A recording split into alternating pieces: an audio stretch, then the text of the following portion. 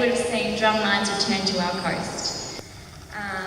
There was a group of people, just a small group, who decided that they didn't want to do that. And through community support, we were able to stop those drum lines from returning.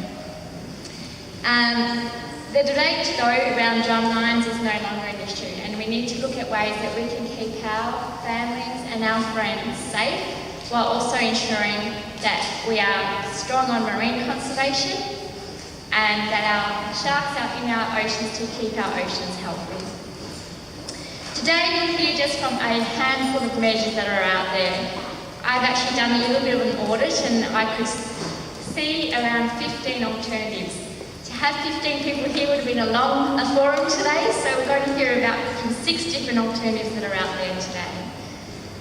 We've got sonar technology being discussed, drone technology, electrical deterrence, barriers, tagging and tracking, and online applications.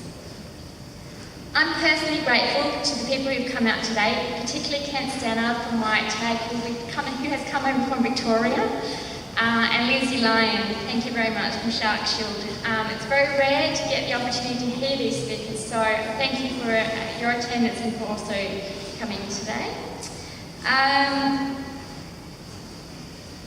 For me, basically, I wanted to talk about why sharks are important, because I think that's what was lost in the debate. We can hear about the reasons why we're talking about alternatives, and for me, in the debate is why sharks are important as well.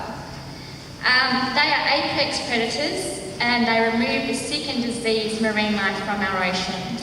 That means that if anybody eats seafood, that the quality and the quantity of your shellfish and fish are of good quality.